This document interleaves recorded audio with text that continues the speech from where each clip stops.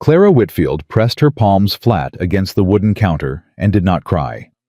Not when her stepmother snatched the coins from her hand. Not when Marin laughed. Not even when her father looked straight through her like she was made of smoke.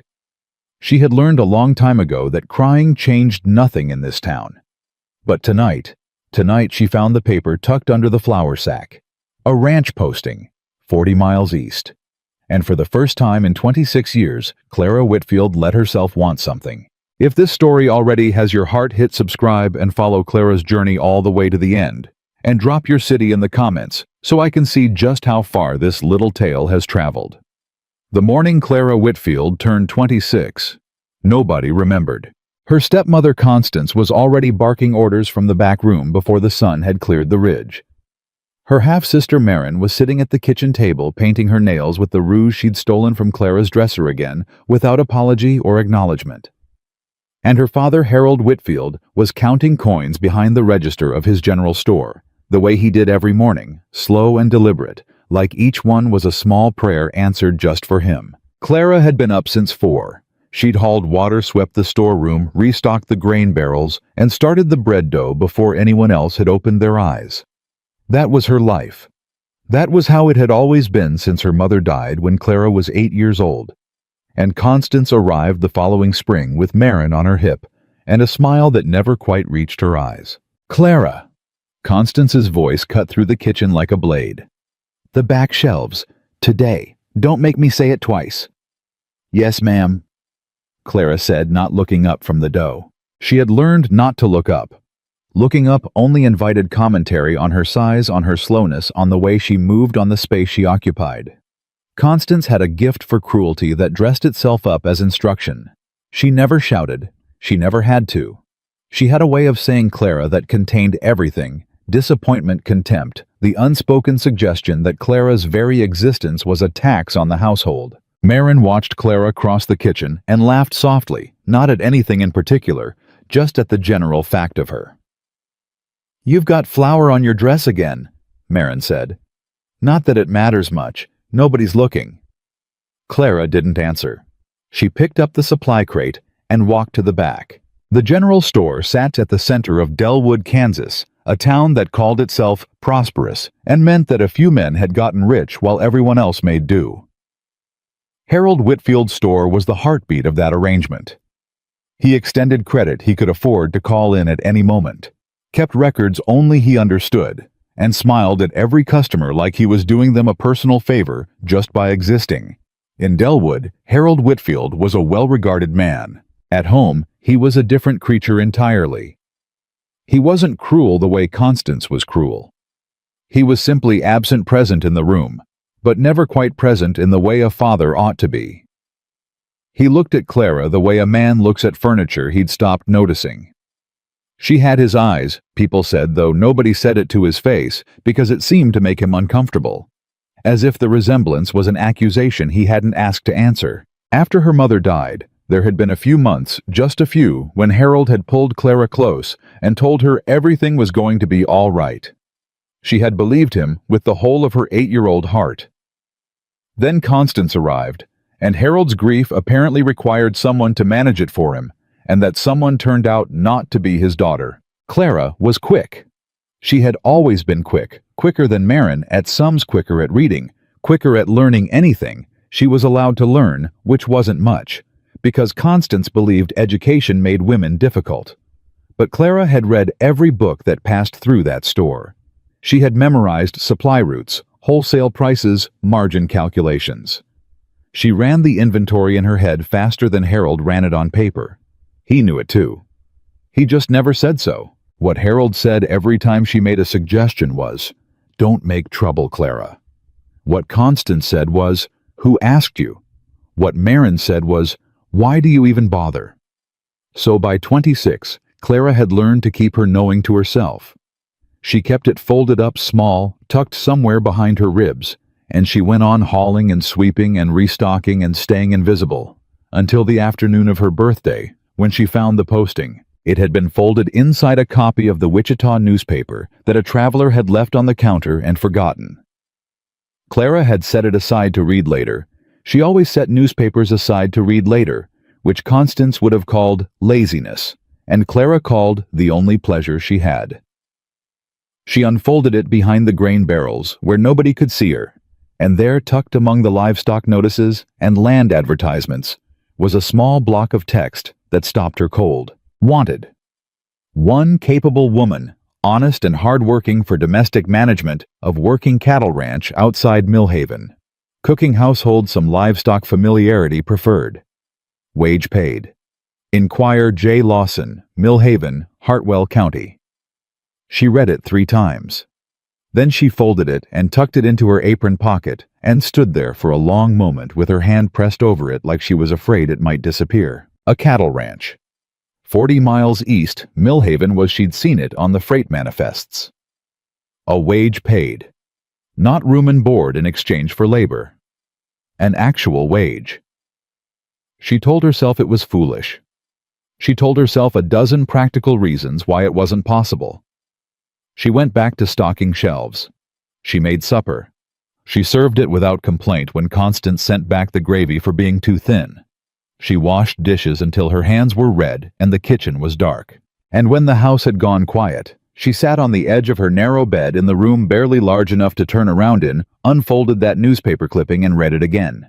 Capable, honest, hard-working. She was all 3. Nobody in Delwood would have said so, or rather, they would have said she was capable and hard-working, and then added something about her size, about her plainness, about the way she took up too much room. But the posting didn't ask about any of that. It asked for someone who could do the work. Clara Whitfield could do the work.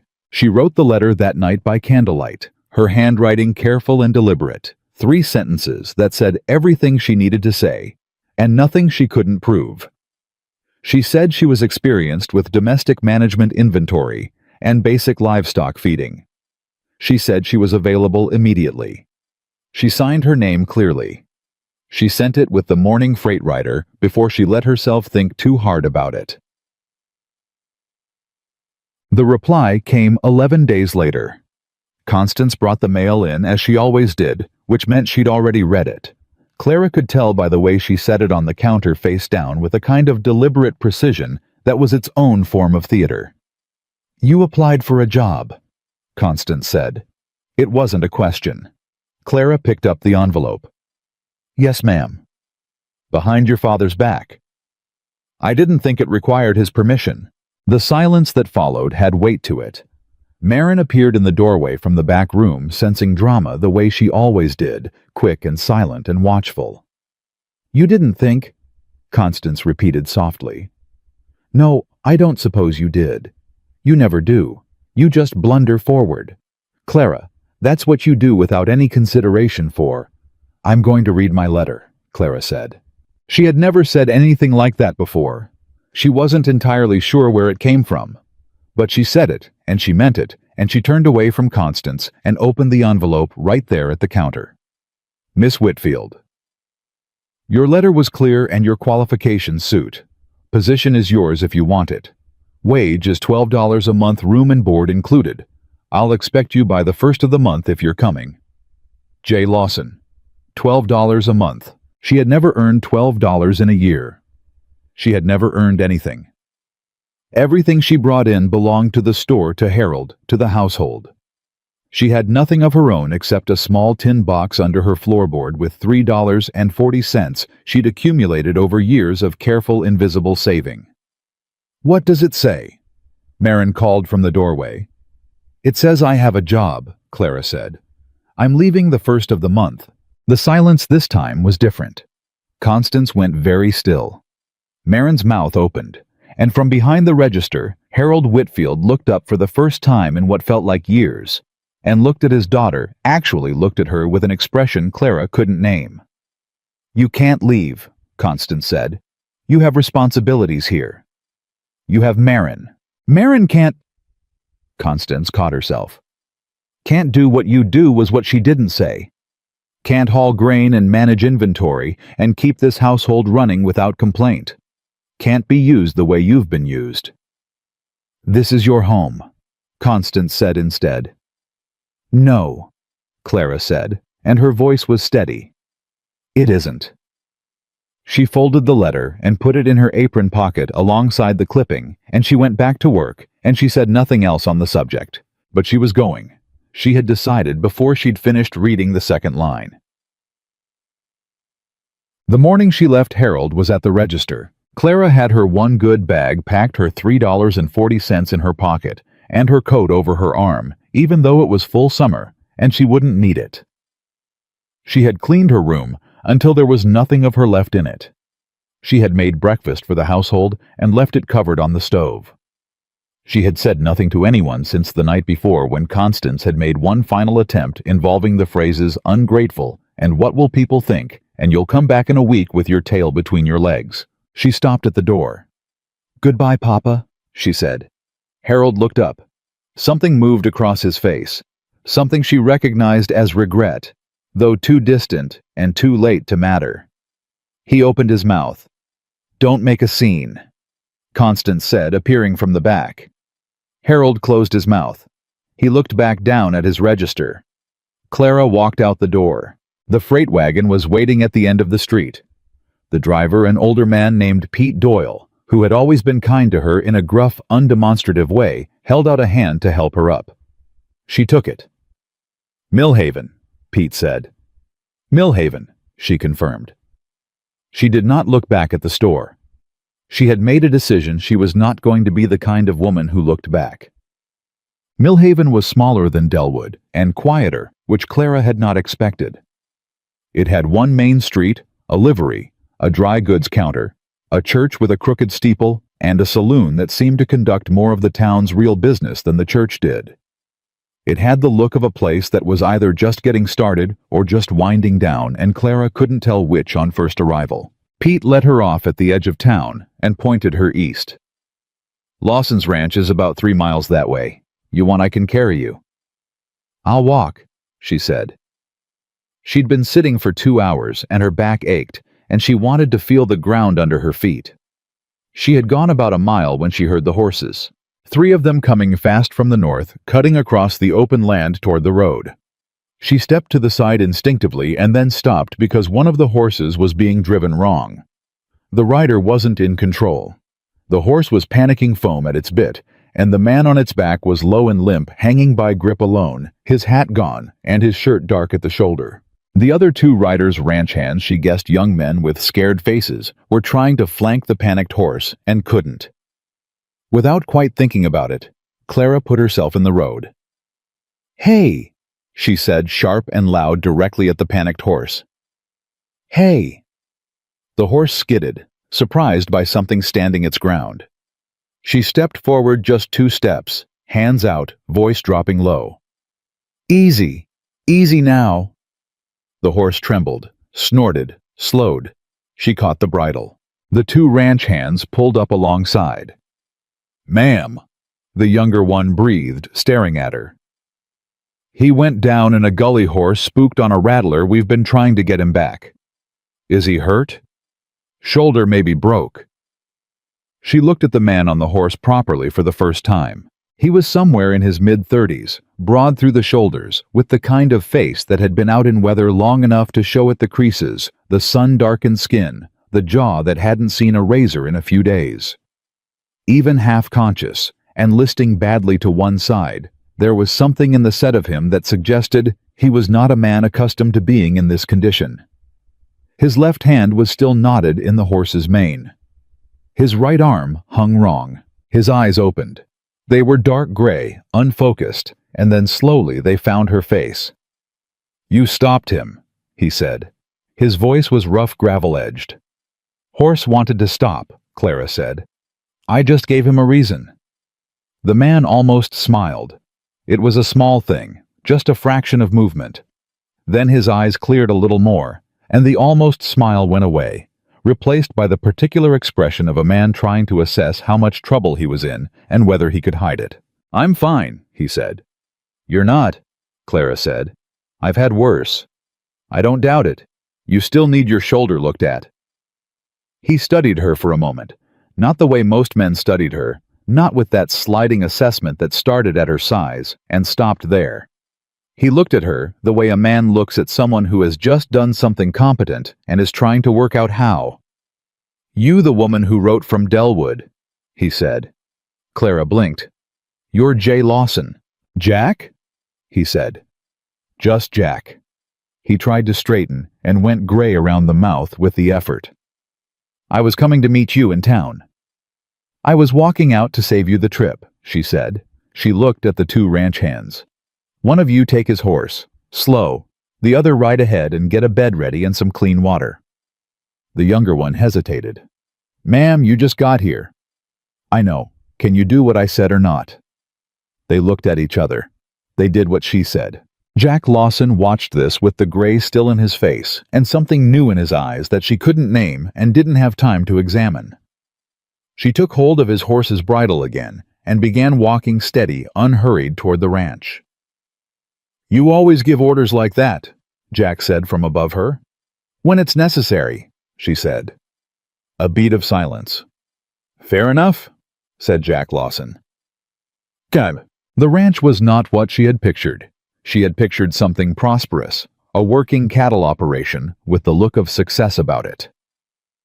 What she found was something that had been prosperous once and was fighting hard to remember how. The barn needed patching.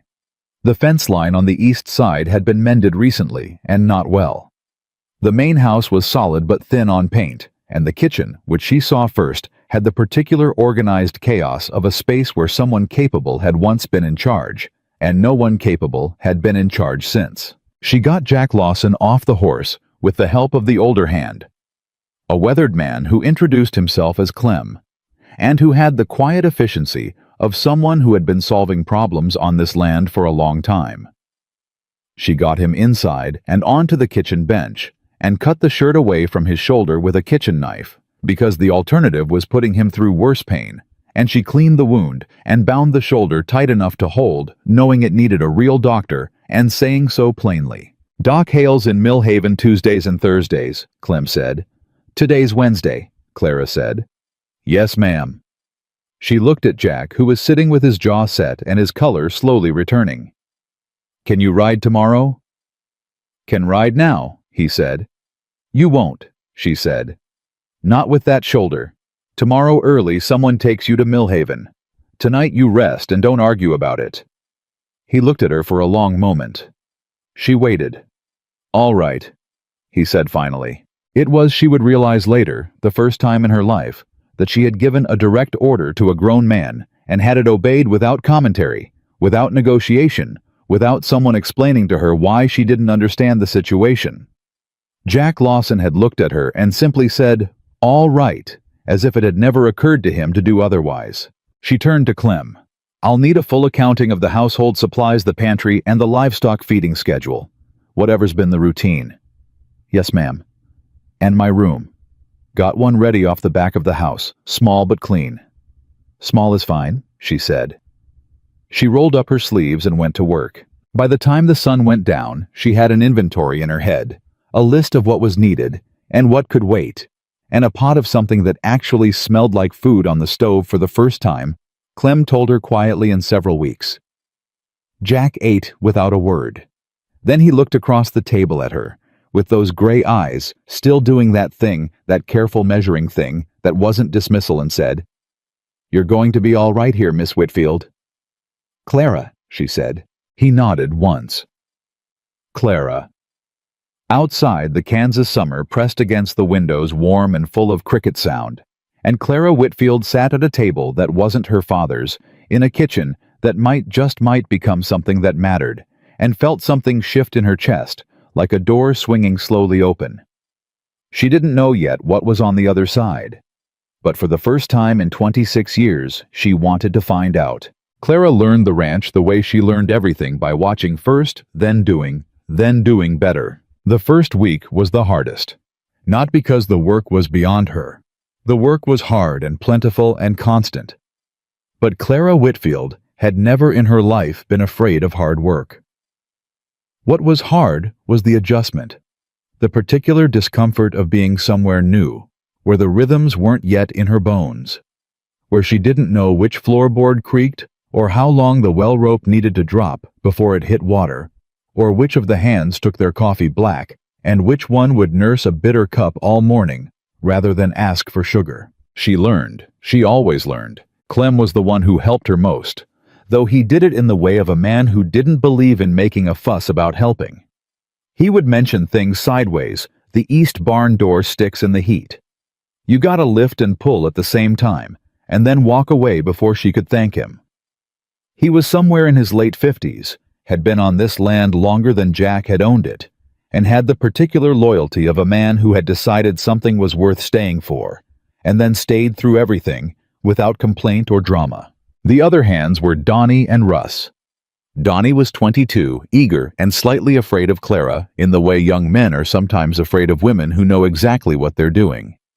Russ was quieter, older than Donnie, but younger than Clem, and had the watchful quality of a man who had been burned before and was not in any hurry to be burned again. Neither of them was unkind to her. Neither of them quite knew what to make of her. She noticed this and decided not to take it personally. Jack came back from Millhaven on Thursday with his shoulder properly set and bound, and a prescription for rest that he immediately began violating. She caught him in the barn Friday morning with his good arm doing the work of two trying to lift a saddle that had no business being lifted by a man with a freshly set shoulder. "Put that down," she said from the doorway. He didn't startle. She noticed he never startled whatever else he did. He just turned slow and deliberate with the expression of a man who had been caught doing something and was weighing whether to admit it. I know what you were just," she said. She crossed the barn, took the saddle from him with both hands, and hung it on the rack herself. It was heavy. She didn't make anything of that. Doc Hale said 2 weeks. Doc Hale's never run a cattle operation. Doc Hale's never had to reset a shoulder that was re-injured because somebody couldn't wait 2 weeks either, she said. "Sit down, Jack." A beat of silence. Then he sat. She checked the binding, tightened it where it had loosened, and said nothing while she did it. He said nothing either. Outside, one of the horses shifted in its stall, and the summer heat pressed through the barn walls. And somewhere, Donnie was whistling something tuneless and slightly off-key. "You run a household before?" Jack asked. "Ran my father's store and household since I was 8, she said. "Not by choice." "What kind of man lets his daughter run his operation without paying her for it?" She glanced up. It was a direct question, more direct than she'd expected from him. In the 10 days she'd been here, Jack Lawson had turned out to be a man of few words and careful ones. He didn't ask things to make conversation. When he asked something, he wanted to know the answer. "The kind who doesn't notice," she said. "Or tells himself he doesn't." Jack was quiet for a moment. "You angry about it?" "Not anymore," she said, which was mostly true. "I'm here now." He looked at her steadily for another moment, those gray eyes doing their careful work, and then he nodded once, as if she'd confirmed something he'd suspected. "You are," he said, "and I'm glad of it." And she finished with the binding and stepped back. "Don't lift anything heavier than a coffee cup for the next 10 days. And if I do, I'll know," she said, "and you'll hear about it." The corner of his mouth moved. Not quite a smile. She was coming to understand that Jack Lawson's near smiles were a language of their own, each one slightly different, each one meaning something specific. This one meant fair enough, she thought, which was the same thing he'd said to her the first day on the road, which meant maybe it was just how he acknowledged when someone had bested him in an argument, and he didn't mind. She went back to the kitchen, but she was smiling too, just a little, and only where he couldn't see it. That night, she heard him in the main room long after the hands had gone to the bunkhouse, and she'd banked the kitchen stove. She came out quietly and found him sitting at the table with a ledger open in front of him and a lamp burning low. He looked up. "Couldn't sleep," he said. "Neither could I." She pulled out the chair across from him. "What's the ledger?" He hesitated just briefly, just enough for her to notice, and then turned it so she could see. "Ranch accounts." She looked. She had always been quick with numbers, and it only took a minute of scanning before she found the problem. Found it actually wasn't the right word. The problem wasn't hidden. It was right there on the page, obvious and serious, the way a crack in a wall is obvious once you know where to look. "You're short," she said. "Some. More than some." She turned the ledger back toward him and pointed. This column, what's this payment to? His jaw tightened. Landon Pierce. He holds a lien on the south pasture. Since when? Since 2 years ago when the cattle prices dropped and I needed to make payroll. He said it flatly without self-pity, the way a man states a fact he's made peace with even if he doesn't like it.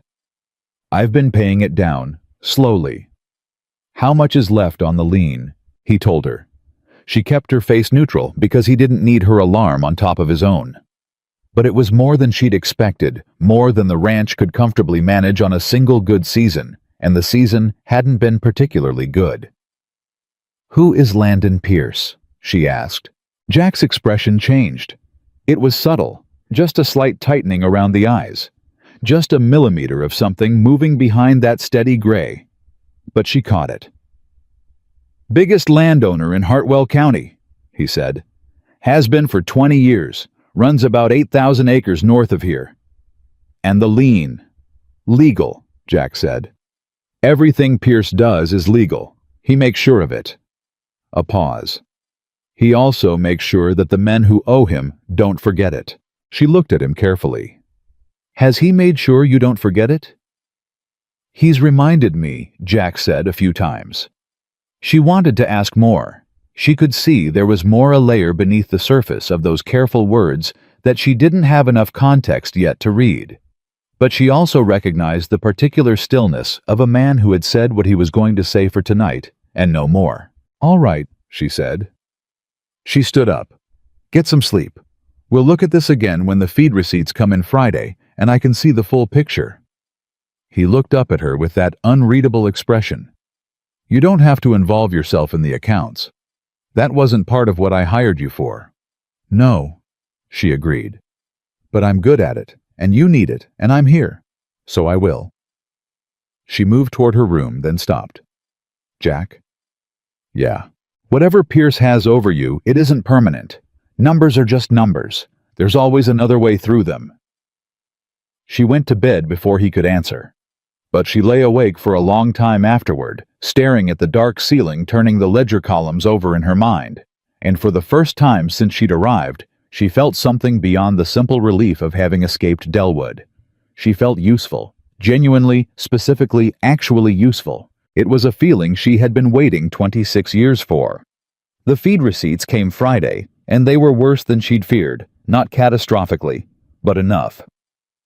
She spread everything on the kitchen table Saturday morning and worked through it with the systematic efficiency she'd developed running Harold's inventory, and by midday, she had a clear picture. The ranch was viable. It was not, however, comfortable, and the lien Pierce held meant there was a ceiling on how much it could breathe. She was still working through it when boots hit the porch steps, heavy, deliberate, not Jack or Clem or any of the hands. She looked up. The man who walked through the door without knocking was tall, well-dressed by the standards of Hartwell County, with the kind of face that had been handsome once and knew it. He was somewhere in his 40s, with the particular ease of a man who had spent so long being the most important person in every room he entered, that he'd stopped considering whether that was actually true. He looked at Clara. Then he looked at the ledger, and receipts spread across the table. Then he looked at Clara again, and his mouth curved into something that was shaped like a smile, but wasn't one. Well, he said, Jack hired himself a bookkeeper. Can I help you? Clara said. I'm here for Jack. He's in the north pasture.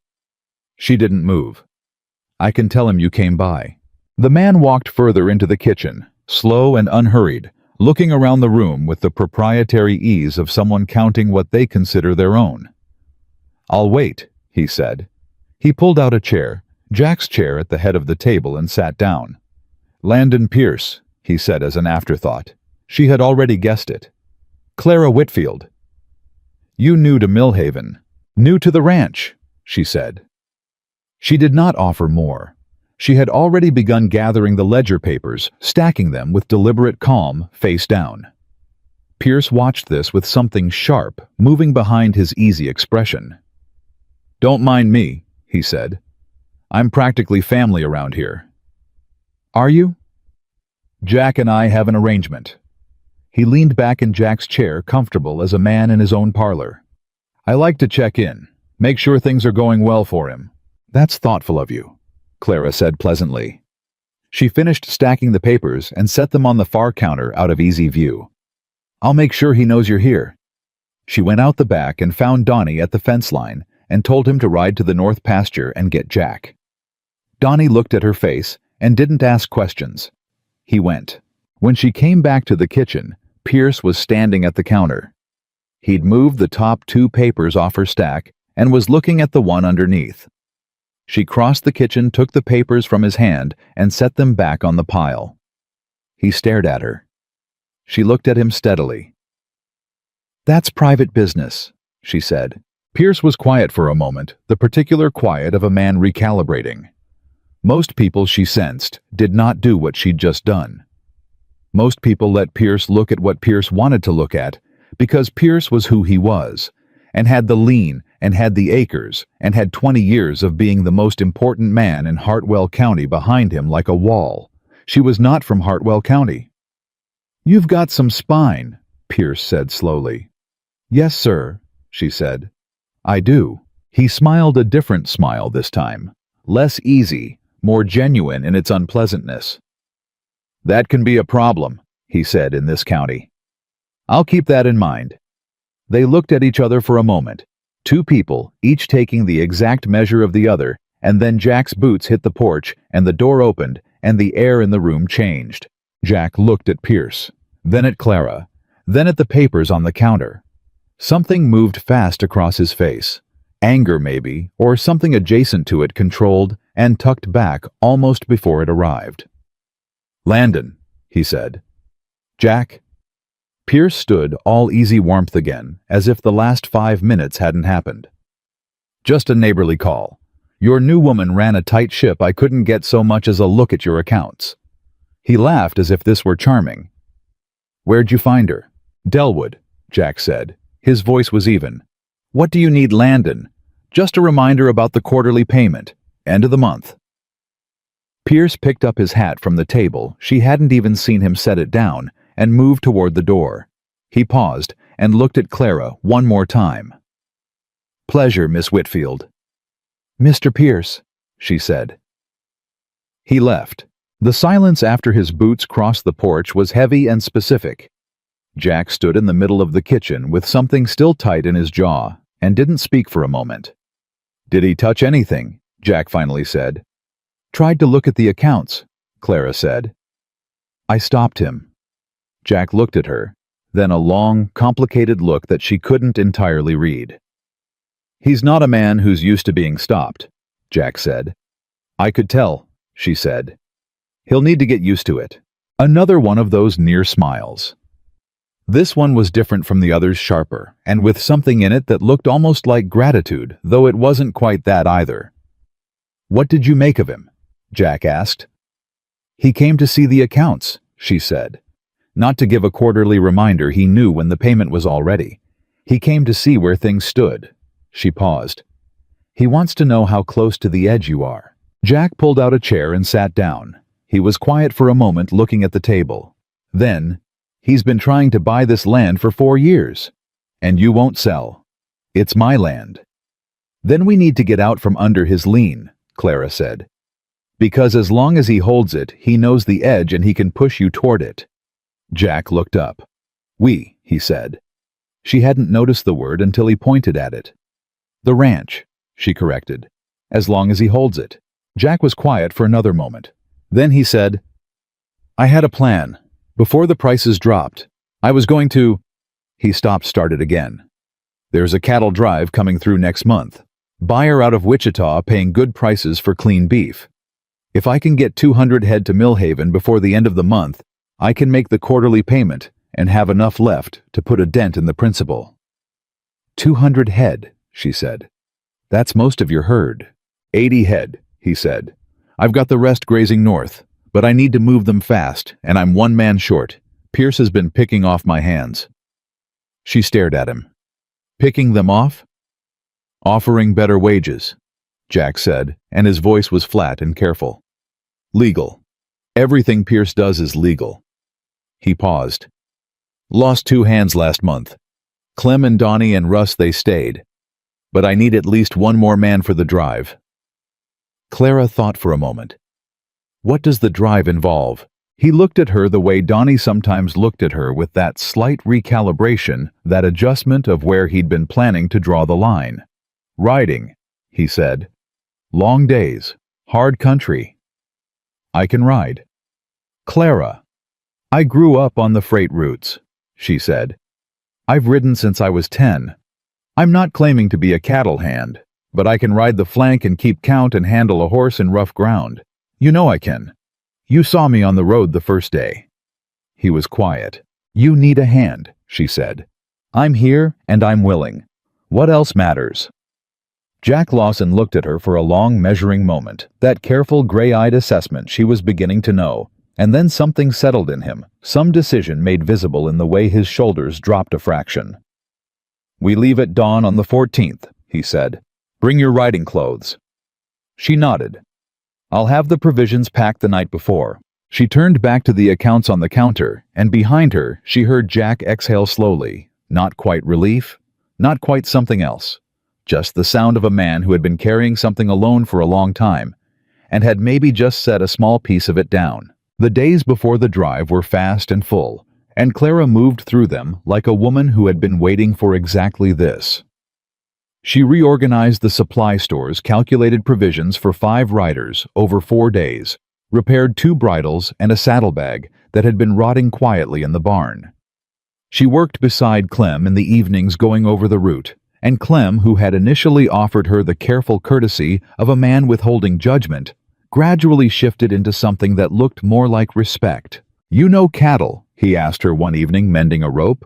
Some, she said. Enough. Pierce's men have been cutting the fence on the northeast corner, he said without preamble, without drama. Jack knows. I'm telling you because you should know too. She looked at him. How often? 3 times in 2 months. Always small cuts. Enough to let a few head drift, but not enough to be anything you could take to the sheriff. Has Jack reported it?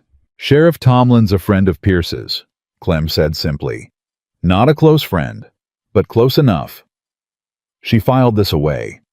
She was building a picture: Pierce's pressure, the lean, the hands he'd poached, the fence cuts, the quarterly visits. It was patient and calculated and entirely deniable. The strategy of a man who had learned that the most effective pressure is the kind that doesn't leave marks. Thank you, Clem, she said. He nodded, went back to his rope.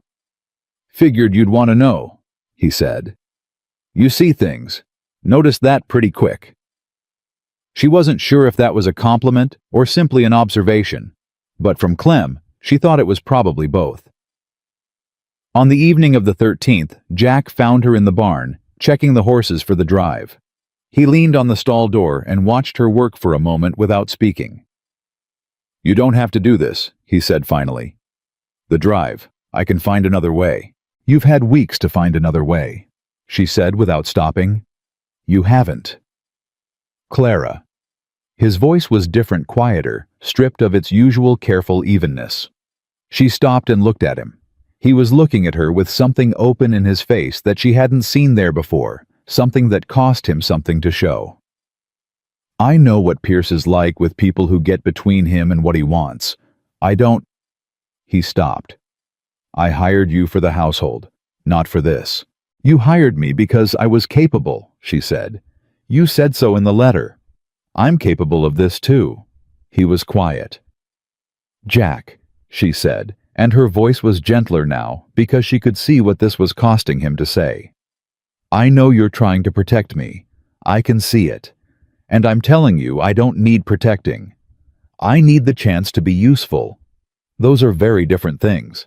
He looked at her for a long moment. The barn was warm and close, and outside a nightbird was calling somewhere in the distance. You're not what I expected, he said. It wasn't an accusation. It was just a fact stated quietly. What did you expect? I don't know, he said. Not you. She held his gaze and waited the way she'd learned to wait with him. He always had more to say when she gave him room. And he did. My wife died 3 years ago, he said. Fever. It was fast. He said it the way he said hard things. Flat, careful. The words coming out like something he'd carried so long they'd worn smooth. I'm not used to. He stopped again. Started different. I built this ranch for something, he said. I keep fighting for it because I don't know what else to do. But sometimes I don't remember what it's for anymore. The night bird called again. Somewhere, one of the horses shifted. Clara said carefully and clearly, "It's for the living. Whatever you built it for, then it belongs to the living now. And you're still one of them." He looked at her. She looked back. "Go get some sleep," she said. "We ride at dawn." He pushed off the stall door. Halfway to the barn entrance, he stopped his back to her. "Clara?" he said. "Yeah." "I'm glad you came." She turned back to the horse. "Get some sleep, Jack," she said again, but her voice had something warm in it that she let him hear just this once before he walked out into the Kansas night. Dawn came fast and hard, and the five of them, Jack, Clara, Clem, Donnie, and Russ, moved 80 head out of the north pasture before the sun was fully up. It was exactly as hard as Jack had said. The heat came down like something physical by mid-morning, and the cattle were restless, and the ground was dry and cracked, and Donnie lost 3 head in a gully, crossing that cost them 40 minutes getting right. Clara rode the left flank and didn't complain and didn't fall back. When a steer broke toward the brush, she turned her horse fast and cut it off and drove it back. And Russ, riding parallel, watched this and said nothing, but tilted his hat at her, which from Russ she'd learned was the equivalent of applause. The first night they camped on open ground. Clara made coffee and hard biscuits from the provisions she'd packed, and Clem ate 2 and said they were the best biscuits he'd had on a drive. And Donnie said that wasn't saying much because Clem made the worst biscuits he'd ever tasted. And they argued about this with the affectionate irritation of men who had been working together long enough to love each other without saying so. Jack sat slightly apart eating and watching the herd, and Clara brought him coffee and sat near him without making anything of it, and they were quiet together in the way that was beginning to feel, she thought, like its own kind of conversation. "You did well today," he said. "You sound surprised." "I'm not," he said. And the thing was, he didn't sound surprised. He sounded like a man confirming something he'd already known, which was different and better than the kind of compliment she was used to receiving, which always had an asterisk attached to it. They were one day out from Millhaven when Russ rode in from the south flank at a hard pace that made everyone look up. "Riders coming," Russ said. 6 of them. Pierce's brand on the horses. Jack was on his feet before Russ finished the sentence. "They cutting the herd," Jack said. "Not yet. Just riding parallel, watching." "They're counting," Clara said. Everyone looked at her. "They want to know how many head you're bringing in. If they can get the count to the Wichita buyer before you do, and tell him there's a dispute over ownership." "There's no dispute," Jack said sharply. "Doesn't matter," she said. "If Pierce tells the buyer there's a question, the buyer won't risk it. He'll wait, and you'll miss the window." She looked at Jack. "How fast can you get 2 riders to Millhaven ahead of the herd?"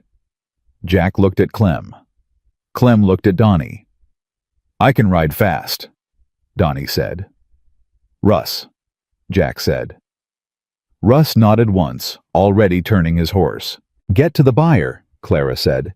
"Tell him the herd is clean and arriving tomorrow morning, clean bill of sale, no disputes. Get his word before Pierce's men can reach him." "And if Pierce's men ride to cut them off," Jack said. "Then we move the herd now," Clara said. "Tonight. Dark drive faster pace.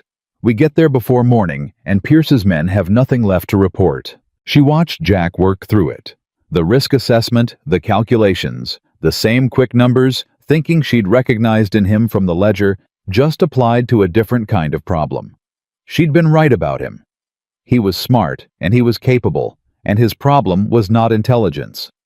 His problem was that he'd been fighting alone for so long he'd forgotten how to think alongside someone. "We move tonight," Jack said. He looked at her. "You good with a night drive?" "I'm good," she said. He held her gaze for just a moment, that steady gray-eyed look, and something in it was different from all the other times. Not measuring, not calculating. Something else quieter and more direct that she felt in her chest like a struck match. Then he turned to the others. "Move the herd," he said.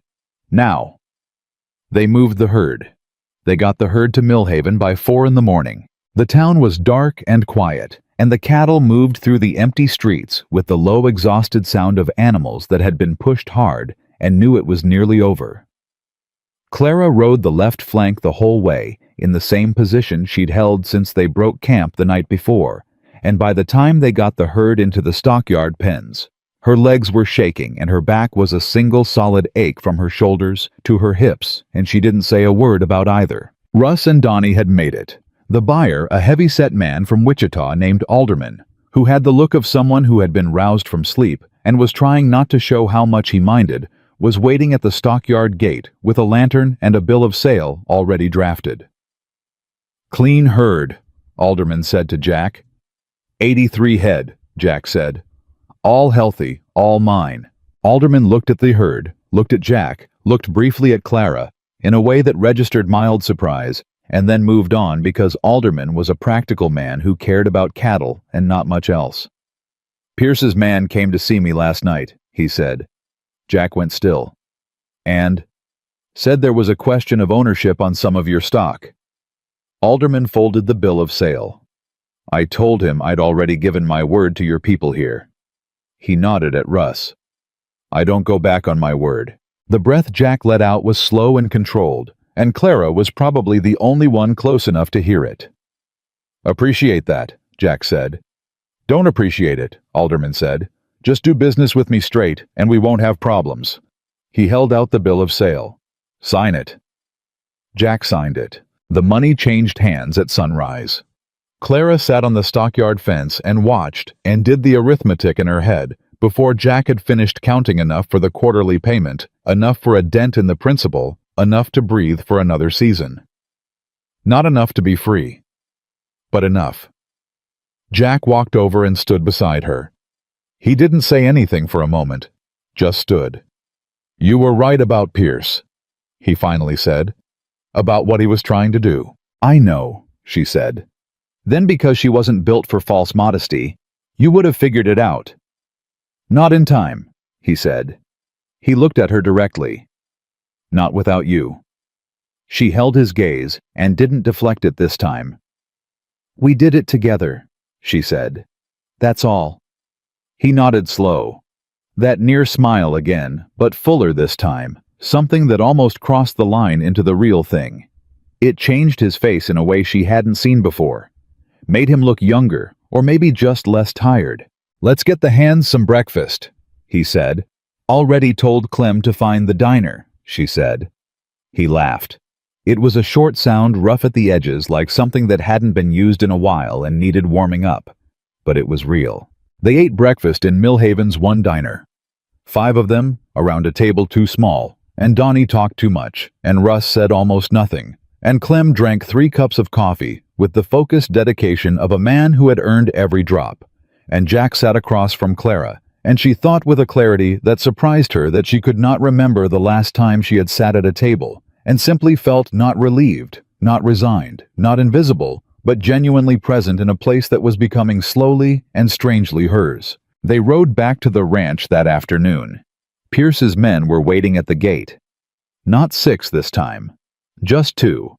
But they were Pierce's men, unmistakably the same horses, the same brand, and one of them was a man Clara had seen in town the week before, big and slack-faced, who Pierce called Harker, and who had the look of a man who enforced things for a living. "Jack?" Harker said, pulling up.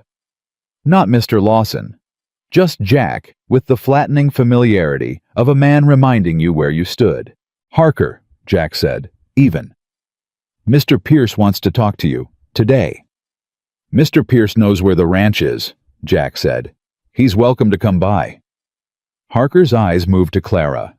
Stayed there a beat too long, the particular slow look of a man who wants you to know he's looking, who uses it as a small deliberate pressure. "Got a message for you too, miss," he said. "I'm not your miss," Clara said pleasantly. Harker blinked. Next to him the other man shifted in his saddle. "Mr. Pierce says you should think carefully," Harker said, about whose business you're putting yourself in. Tell Mr. Pierce, Clara said in the same pleasant voice, that I've thought about it. Tell him it's my business now. She looked at him steadily. Will you remember all that, or should I write it down? The silence was short and sharp. Harker looked at Jack. Jack said nothing. He didn't need to. Harker pulled his horse around, and the two of them rode back toward Pierce's land, without another word. Clara watched them go, and kept her face neutral and her hands loose on the reins, because she knew the kind of men who reported back to the kind of men Pierce was, and she knew that how she looked in this moment would be exactly what got reported. They rode through the gate. When they were out of earshot, Donnie made a sound low in his throat that was approximately an expression of awe. Miss Clara, he said, you are either the bravest woman I ever met or the most reckless. Could be both, Russ said, which was the most words he'd strung together all day. Could be both, Clara agreed. Behind her, Jack said nothing, but she could feel him there, steady and close, and that was enough. The message from Pierce came formally 2 days later. Not Harker. This time, a man in a good suit who rode a good horse and introduced himself as Pierce's attorney, a Mr. Calloway, and who had the smooth, practiced manner of someone who had spent his career delivering bad news in pleasant language. Calloway sat at the kitchen table with his hat on his knee and his papers in order, and said that his client, Mr. Landon Pierce, was exercising his right, under the terms of the existing lien agreement, to call in the full remaining balance due in 30 days. Clara set a cup of coffee in front of Calloway and sat down across from him and said, "Show me the lien document." Calloway looked at Jack. Jack nodded. Calloway produced the document. She read it carefully. All of it, every line, the way Harold had never read his own agreements, and the way Constance had always assumed that legal language was for lawyers and not for women who ran general stores and did the actual accounting. It took her 10 minutes. Calloway waited with the patience of a man who was being paid by the hour. "Page 4, she said, Section 7, subsection C. Calloway looked. Something moved briefly across his face. Not guilt exactly, but the particular expression of a man who knows he's been caught in a precision he hadn't expected to face. "The lien can be called in full," she said, "under the listed conditions. Condition 3 is default on payment. Condition 4 is..." She looked up. "Has Jack defaulted on any payment?" "No," Calloway said carefully. "But, then Condition 3 doesn't apply." She looked back at the document. "Condition 4 is deterioration of the collateral property. Has there been a formal assessment of deterioration?" Mr. Pierce's position is... "That's not what I asked," Clara said. "Has there been a formal assessment filed with the county land office, signed by a registered assessor?" Calloway was quiet.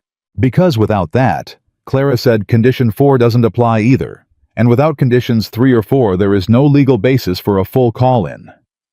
She set the document on the table and looked at Calloway directly. "Your client knows this, Mr. Calloway, which means either he's hoping we don't read carefully or he's hoping the threat alone is enough." Calloway picked up his coffee cup, set it down. "Miss Whitfield," he said, and there was something in his voice now that was slightly different, still smooth, still professional, but with a new quality underneath it, something like wariness. "My client is a patient man, but he is not an indefinitely patient man." "That's fine," Clara said.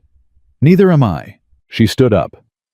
"Tell Mr. Pierce that the quarterly payment was made on time, and the lien terms are being met. If he has a legitimate legal claim, we'll see him in court. If he doesn't..." She picked up the document and handed it back to Calloway. "Then we're done talking." Calloway left. Jack had been standing in the doorway the whole time. When the sound of Calloway's horse faded, he walked to the table and sat down heavily in his chair and put both hands flat on the surface and stared at the wood grain for a moment. "Clara," he said. "Yeah." "Where did you learn to read a lien document like that?" "Harold's store was always in some kind of debt or arrangement," she said. "I read everything that came through because nobody else bothered and somebody had to." She paused. "Also, I have a good memory." "You could have been a lawyer," he said, Women can't be lawyers, she said. That's a damn waste, he said with a sudden quiet vehemence that surprised her. She looked at him. He was still looking at the table, jaw set, something burning behind his eyes that wasn't anger at her. It was anger at the particular architecture of a world that took capable people and told them what shape they were allowed to be. Jack, she said gently. He looked up. We're not done with Pierce, she said. That was a test. He wanted to see if we'd fold. We didn't, and now he knows it, and the next thing he tries will be harder. She held his gaze. I need you to tell me everything. Not just the lien. Everything he's done, and everything you know about how he operates. Because I can't help you if I'm working with half the picture. He was quiet for a long time. Long enough that she thought he might refuse, might retreat back into that careful, self-contained place where he kept the things that hurt. But then he exhaled, and he started talking, and once he started, he didn't stop. Pierce had come to Hartwell County 12 years ago. No one knew exactly where the money had come from. There were stories, none of them provable. Some of them the kind that men told in low voices at the back of saloons. He'd bought land cheap, and bought more, and then started buying the debts of the men around him quietly, through intermediaries, until he had his hands in half the county's finances without anyone having quite noticed it happen. 3 ranchers had sold to him in the last 4 years. All of them had held their lien with Pierce. All of them had faced some version of what Jack was facing now. The fence cuts, the poached hands, the manufactured pressure, and all of them had sold at below market value and moved on. One of them, a man named Garrett, who'd had 100 acres north of Millhaven, had tried to hold out. His barn had burned down 6 months later. The fire had been ruled accidental. You think Pierce ordered it? Clara said. I think it's convenient, Jack said. I can't prove anything. Where's Garrett now? Moved his family to Colorado, Jack said. We still write sometimes. He paused. I was the last holdout. Have been for 2 years. Why won't you sell? She asked. Not challenging, genuinely wanting to understand. He was quiet again. My wife and I built this, he said finally. Started with nothing. She picked the land and she picked the house site and she planted the kitchen garden herself the first summer on her hands and knees in the heat. His voice was level, careful, but she could hear what was under it, the weight of it, the love and the grief wound together so tight they'd become a single thing. I'm not giving it to him, Jack said. I won't. She understood then what she was actually dealing with. Not just a ranch, not just a financial arrangement under pressure. A man holding on to the only piece of a life he'd loved that Pierce hadn't been able to take yet. Then we fight, she said simply. He looked at her. It's going to get worse before it gets better. It usually does, she said. That's never been a reason not to fight. Something shifted in his face. Something quiet and fundamental, like a wall coming down one brick at a time. Not all at once, just one brick. Clem said you see things, he said. Clem talks too much, she said. Clem's right, Jack said. He held her gaze. What do you see that I'm missing? She thought about it, about Pierce's strategy patient, and layered about the document, about the fence cuts, about the hands he'd poached, and the quarterly visits, and the things Calloway had not quite said. He's not trying to break you financially, she said. Not primarily. He could have done that already if the lien terms let him, and they don't. You've been too careful. What he's doing is isolating you. Taking the people around you, cutting your resources, making sure that every time something goes wrong, you're more alone than you were before. She paused. The ranchers who sold, did they all have families? Jack frowned. Garrett had a wife and kids. Simmons was widowed. Burke had a partner. Garrett had the most to protect, she said, and he held out longest. She looked at Jack. You've been alone for 3 years. Pierce has been betting on that. He figures a man alone eventually gets tired, gets scared for himself with nobody else to be scared for. She paused. He didn't count on you hiring. Jack absorbed this slowly. He came to look at the accounts, he said, that first day. He was measuring the ranch, seeing if you'd brought in someone competent or just someone cheap. She met his eyes.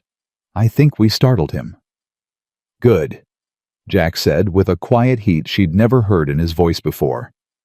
It means he'll move faster, she said. So we need to move faster too. She stood up. I want to write to Garrett in Colorado. Jack stared at her. Garrett. He had the same lean structure. If Pierce used the same tactics on him, the fence cuts the pressure. The hands, then there's a pattern.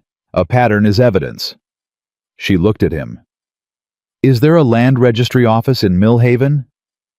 Hartwell County records are kept there, Jack said slowly. Then I need to get in there and look at the other transfers. Simmons and Burke, when they sold, was it recorded as voluntary? As far as I know. As far as anyone knows, she said, because that's what Pierce wants everyone to know. But if I can find the original lien documents for all three ranchers and compare the terms, if he used the same trigger, the same pressure, the same manufactured default? She stopped. Jack, if the pattern is clear enough, it's not just your problem anymore. It's fraud. He was very still.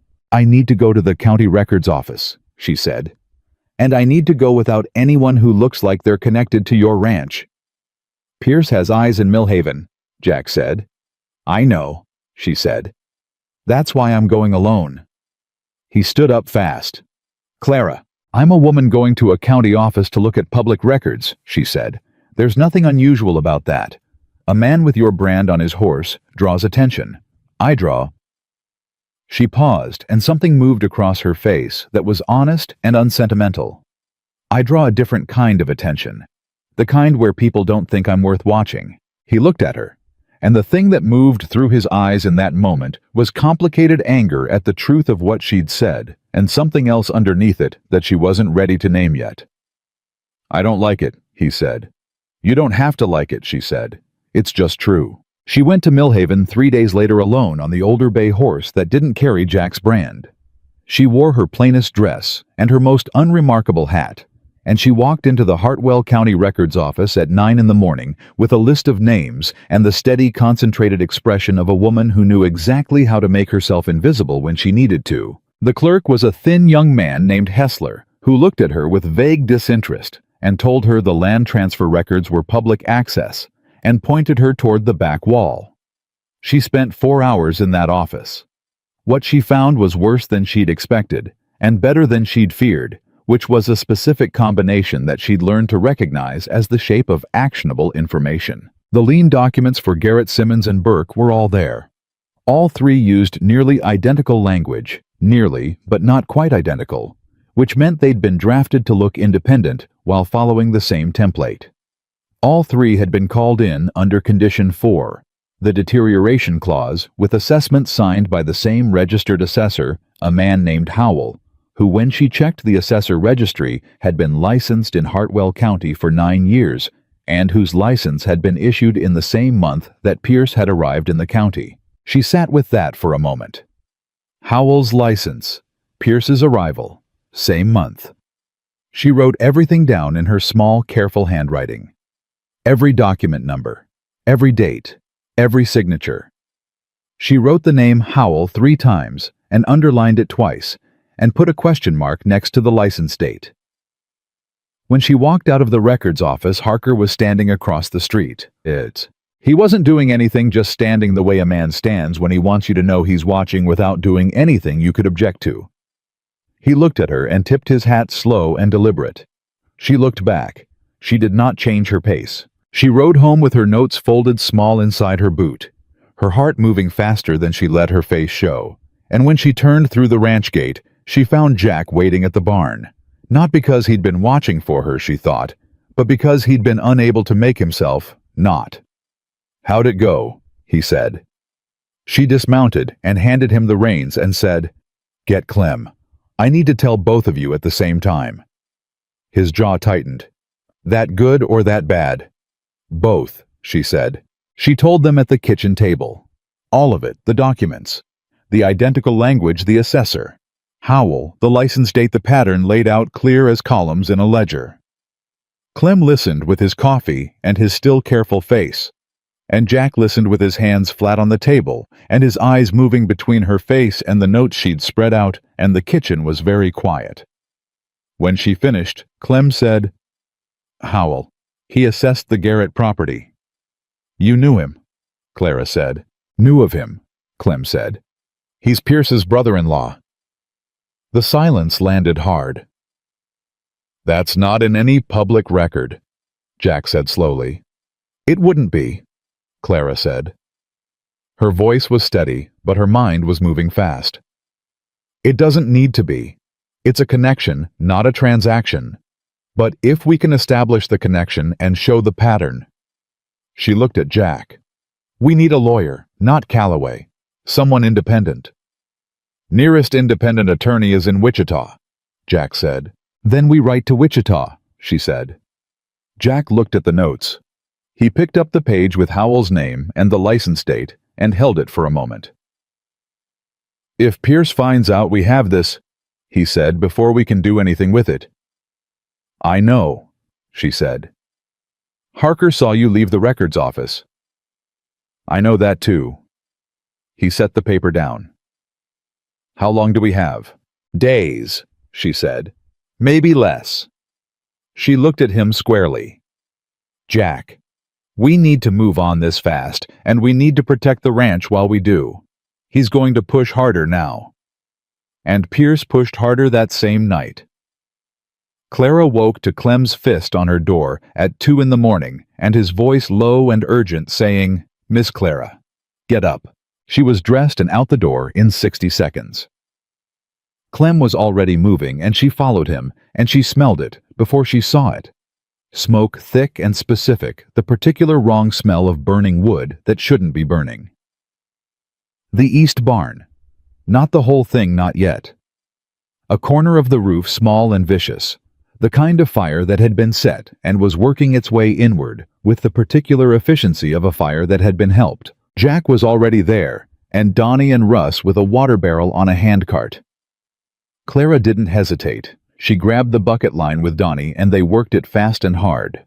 Clara's arms burning her throat, filling with smoke and the fire resisting, and then slowly agonizingly giving way. They put it out in 40 minutes. The corner of the roof was gone blackened and open, and 3 stalls were damaged. None of the horses were hurt. Jack had gotten the horses out first. She'd learned that about him, she realized, without knowing she was learning it. He always got the vulnerable things clear before he dealt with anything else. When it was done, they stood in the yard, all 5 of them smoke-stained and breathing hard. Clara's hands were shaking slightly, and she closed them into fists and let them shake. "This wasn't an accident," Russ said. "Not a question." "No," Jack said. He was looking at the damaged roof jaw set, and his voice was so controlled it had gone almost flat. "No, it wasn't." Donnie started to say something. Jack held up one hand, and Donnie went quiet. Jack turned and looked at Clara. His face was tight and hard, and there was something in it she hadn't seen before. Not defeat, not even anger exactly, but the look of a man who had just watched a line get crossed that he'd been hoping wouldn't get crossed. "He burned Garrett's barn," Jack said very quietly. "I know," she said. "I thought..." He stopped. "I thought if we moved fast enough, if we had the documents." "We still have the documents," she said. "He didn't get those. He got wood and shingles." She held his gaze. "Jack, this is what he does when he's scared. This is what it looks like when he knows someone's getting close." The tightness in Jack's face shifted, just slightly. "The letter to Wichita goes tomorrow," she said. "Tonight," he said. "It goes tonight." "Tonight," she agreed. They wrote it together at the kitchen table, while the others watched the yard. Jack's handwriting and Clara's precise organization of the facts, the dates, the names, the connections. 3 pages clear and specific and damning. When it was done, Jack folded it and sealed it and handed it to Clara, and she held it and looked at him. "This is enough," he said. "It's enough to get a lawyer interested," she said. "Whether it's enough for court?" She paused. "We need Garrett. His testimony about how the pressure was applied, about Howell's assessment on his property. I'll write to Garrett tonight, too. Tell him the truth," she said. "All of it." Tell him what Pierce did to you and what we found, and that we're not asking him to fight just to tell what happened to him." She looked at Jack steadily. People who've been bullied into silence usually want to speak. They just need to know they won't be speaking alone.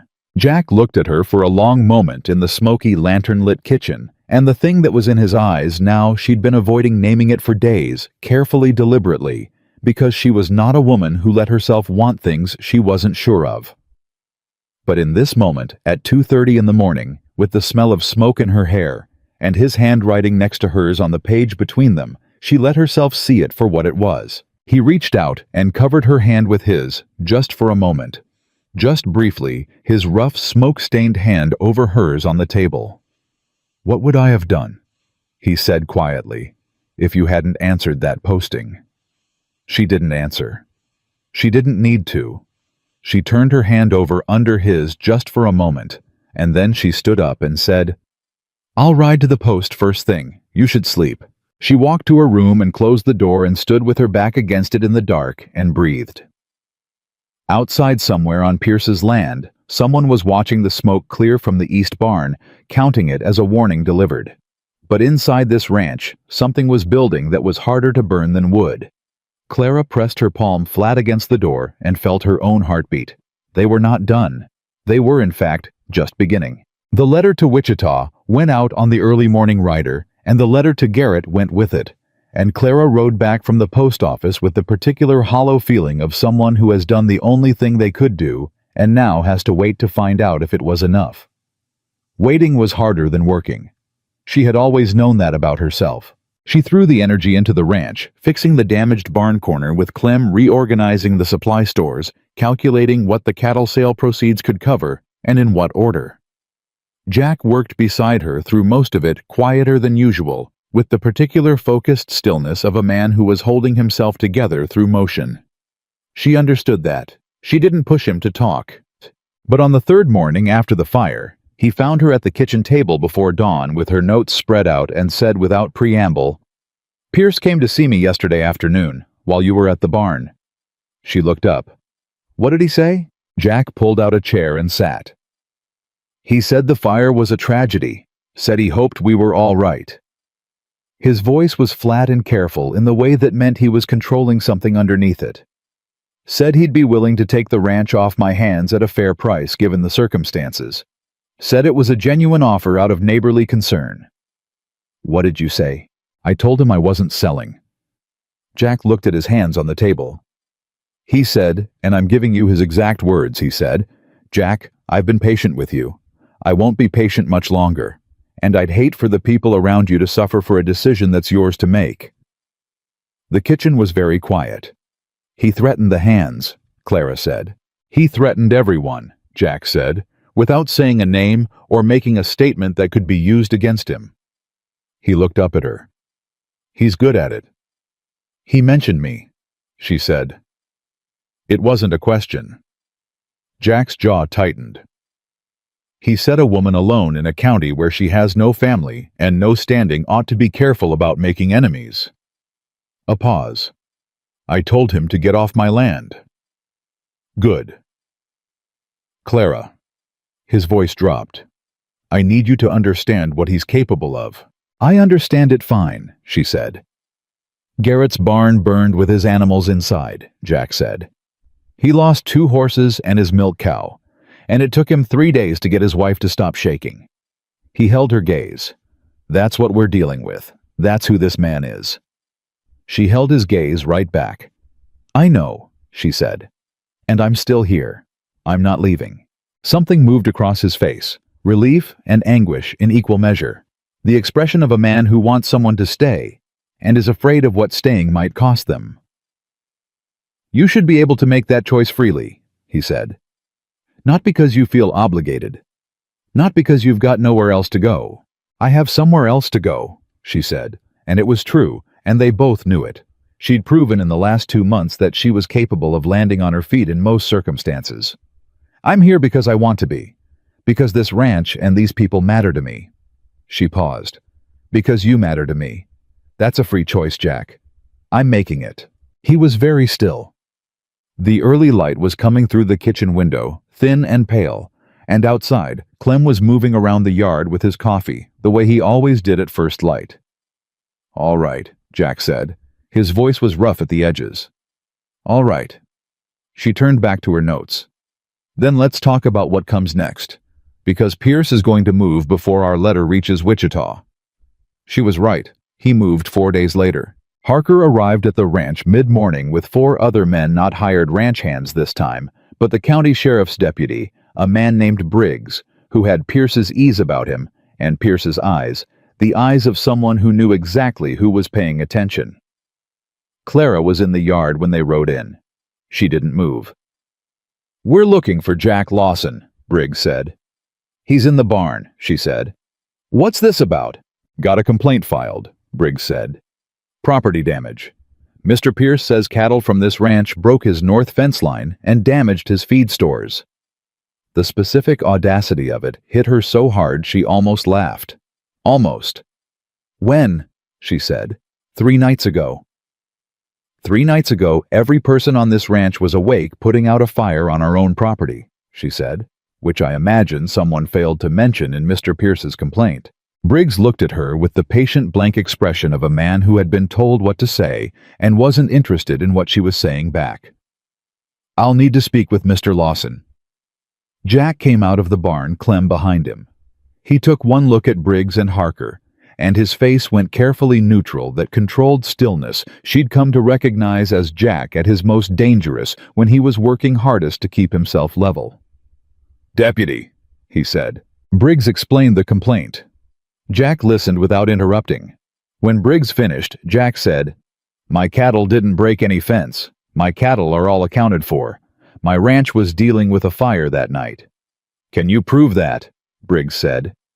"4 people were here," Jack said. 5 counting Miss Whitfield. "Mr. Pierce has 2 witnesses who say different," Briggs said. "Of course he does," Clara thought. "I'll need to take a look at your herd," Briggs said. "Make sure the numbers match." Jack looked at Clara. She gave him the smallest nod, just barely, just enough. "Go ahead," Jack said. Briggs and 2 of Pierce's men walked toward the pasture. Harker stayed in the yard watching Clara with that deliberate, weighted attention he'd been using since the first day she'd sent him away empty-handed. "You've been busy," Harker said. "Heard you visited the county records office." "Public records," she said. "Anyone can look." He tilted his head. "Mr. Pierce is a man who notices things. Who's looking what they're looking at, how often they write letters."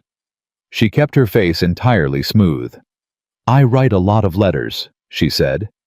"I was raised to keep in touch with people." Harker studied her. "Who'd you write to in Wichita?"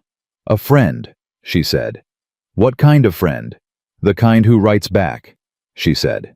Harker held her gaze for another moment, measuring, pressing, looking for the crack. She gave him nothing. Briggs came back from the pasture with his count, and it matched Jack's numbers exactly, and there was nothing Briggs could formally do, which he seemed to find mildly inconvenient, but not surprising, and the party rode out without another word. When they were gone, Donnie let out a breath that he'd apparently been holding the entire time. "What happens when they come back?" he said. "They will come back," Jack said. "With something else. Something harder to answer." He was looking at Clara when he said it, and she was already thinking. The answer came from an unexpected direction, the way the best answers often did. Garrett's reply arrived 11 days after they'd sent the letter. Clara recognized the handwriting on the envelope as careful and slightly cramped, the writing of a man who didn't write often, but who, when he did, meant every word. She brought it to Jack, and they read it together at the kitchen table. Garrett had not forgotten. That was clear from the first line. He had in fact been waiting, not quite consciously, but in the way that wronged people wait, with a patience that is really just suppressed fury, looking for somewhere to go. He confirmed everything. The lean language, nearly identical to Jack's. Howell's assessment filed 14 days before Pierce's formal call-in. The fence cuts. The poached hands. The offer at below market value. And one more thing.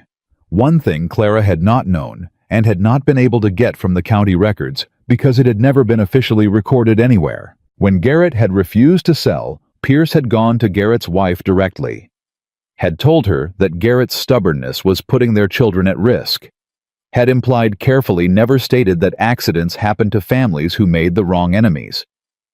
Mrs. Garrett had told her husband what Pierce said, and Garrett, who was a good man and a brave man, but a man with 3 children and a wife he loved more than land, had sold below market at Pierce's price within the week. Clara set the letter down. He intimidated a woman and her children, she said. Her voice was quiet and completely level. To get to her husband. Jack's hand was flat on the table. His knuckles were white. I want Pierce in a courtroom, Clara said. I want every one of those families to get what he took from them. And I want to make sure he cannot do this to anyone else. She looked at Jack. Garrett's testimony, plus the document pattern, plus Howell's connection to Pierce, that's a fraud case. That's a real one. If we can get a lawyer to take it, Jack said. We already sent to Wichita, she said. But Jack, we need more than a civil case. What Pierce did to Mrs. Garrett. She paused. That's intimidation. In some jurisdictions, that's criminal. Sheriff Tomlin isn't our sheriff, she said. But there's a territorial marshal's office. She looked at him steadily. Clem mentioned it. You never pursued it. I didn't have evidence, Jack said. You do now, she said. He looked at Garrett's letter, then at her. You want to go above Tomlin. I want to go straight to the people Pierce can't buy, she said. If he's been working Hartwell County for 12 years, and Tomlin's been sheriff for 10 of them, Tomlin knows where his bread is buttered. But a territorial marshal answers to nobody in this county. That's a significant step, Jack said. If we go to the marshal and it doesn't stick, it'll stick, she said. If we do it right. She pulled Garrett's letter toward her. I need you to trust me on this. He looked at her for a long moment. Not the measuring look he'd stopped measuring her weeks ago. This was something different. The look of a man deciding how much of himself to put in someone else's hands. I trust you, he said. Simply. Completely. The word landed in her chest like something warm and solid. Good, she said, and got to work. The response from the Wichita attorney arrived 2 days later, a man named Aldrich, whose letter was brief and professionally cautious, but whose final paragraph said he had reviewed similar land fraud patterns in 2 other Kansas counties, and would be willing to travel to Millhaven to review the documents in person. Clara read that paragraph 3 times. She showed it to Jack and watched his face change, the slow release of something he'd been holding under pressure for so long, she thought he might have forgotten what it felt like to let it go. He's coming, Jack said.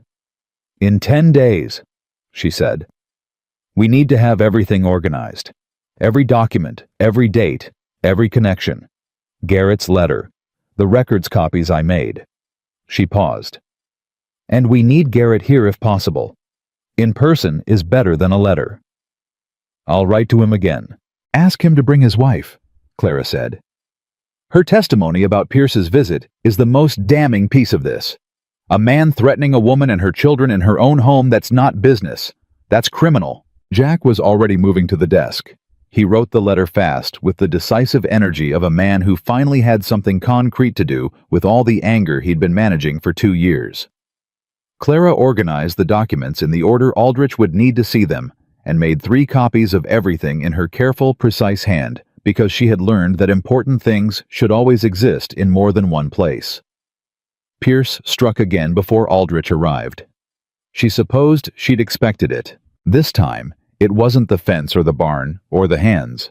Pierce was smarter than that, he'd understood. She thought that physical pressure was only hardening them. This time, he went for the community. She found out from Widow Haskell at the dry goods counter in Millhaven, a small, sharp-eyed woman who had lived in Hartwell County for 40 years and who had no particular fondness for Pierce and no particular reason to hide it. He's been talking, Widow Haskell said, wrapping Clara's flower with quick, efficient movements. Pierce, telling people your man Lawson is behind on his obligations, going to lose the ranch, don't extend him credit. She glanced up. Telling people you're... She stopped. Telling people what about me, Clara said. Widow Haskell met her eyes directly, woman to woman. That you're not what you appear to be, she said.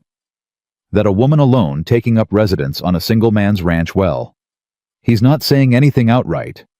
He doesn't have to. Clara absorbed this without letting it show on her face. The specific cruelty of it was efficient and familiar. She recognized it as the same weapon Constance had used, the same one small towns used against women who didn't fit neatly into the shape they were supposed to occupy. Who's listening? She said. Some, Widow Haskell said. Not all. Folks around here have seen what Pierce does. Some of them don't need much convincing to look the other way, sure. But some of them are tired of looking the other way. She paused. That's what I'd count on if I were you. Clara bought her flour and her sugar, and on the way out, she stopped and turned back. Mrs. Haskell, has Pierce ever put pressure on you? The widow's expression shifted into something dry and knowing. Tried to buy this store 6 years ago, she said, when my husband died, offered me 30 cents on the dollar and told me I couldn't run it myself. She smiled, a small, sharp thing. I've been running it myself for 6 years. Would you be willing to speak with an attorney from Wichita? Clara said. About Pierce's business practices, in general terms. Widow Haskell looked at her for a moment. Then she nodded once, the decisive nod of someone who has been waiting for this specific question for approximately 6 years. I would, she said. Clara walked back to the horse with her supplies, and the particular feeling warm and electric, and slightly terrifying of something beginning to gather momentum. She told Jack that night. All of it, Pierce's rumors.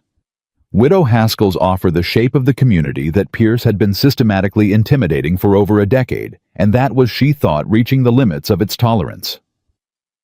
He attacked your reputation, Jack said, and his voice had gone very quiet. He attacked what he thought would hurt, she said. He was wrong about what hurts me.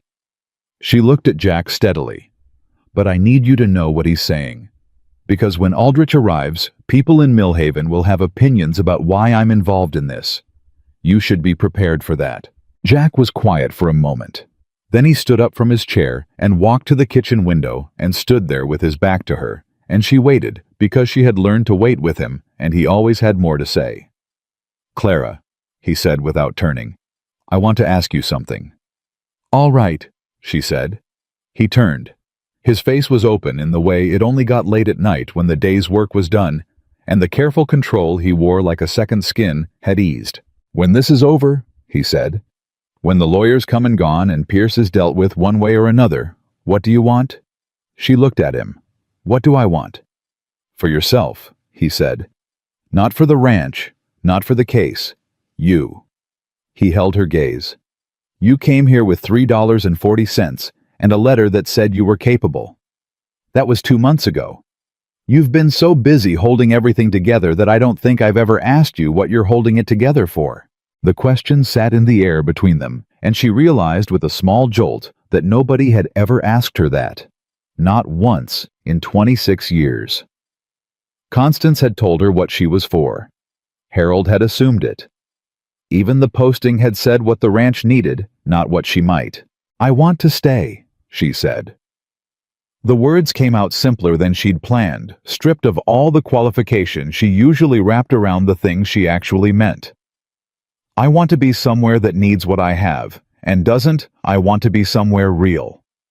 She stopped, started again. I want this. Whatever this is turning into. He crossed the kitchen in 3 steps and stopped in front of her, closed the closest he'd stood since the first day on the road when she'd caught his horse, and his eyes were doing the thing that wasn't measuring anymore, the thing she'd been not naming for weeks. I want to ask you to stay, he said. Permanently. Not as an employee. He paused. As a partner. In the ranch. He stopped, and something in his face was young and uncertain, in a way she hadn't seen before, in a way that cost him something to show. In my life. If that's something you want. The kitchen was so quiet, she could hear her own heartbeat. Jack Lawson, she said. Are you asking me to marry you? I'm asking you what you think of the idea, he said, because you always have thoughts, and I'd like to hear them before I make a fool of myself." She looked at him. This man who had hired her for her competence, and argued with her when she was right, and listened when she spoke, and held her hand in a smoky kitchen at 2 a.m, and never once, not one single time in 2 months, made her feel like she took up too much room. "My thought," she said, "is yes." He exhaled. Long and slow and genuine, the breath of a man setting down something heavy he'd been afraid to put down. He took her hands. His were rough and warm and certain. "The ranch is half yours," he said. "However this turns out with Pierce, I want that in writing before the lawyer leaves." "That's very practical for a marriage proposal," she said. "I'm a practical man." "You are," she agreed. "It's one of the things I like about you." Outside, the Kansas summer pressed against the windows, and the ranch was quiet and standing damaged in one corner. But standing and somewhere on a rider heading north was a letter to a territorial marshal's office that neither of them had spoken aloud yet as the thing that might actually end this. Clara Whitfield held the hands of a man who had chosen her on purpose clearly, without asterisks, and thought about what it meant to be wanted, not in spite of yourself, but because of yourself. It was, she thought, worth every mile from Delwood. Aldrich arrived on a Tuesday 3 days ahead of when he'd said he would. Clara was at the kitchen table when she heard the horse, and she went to the door.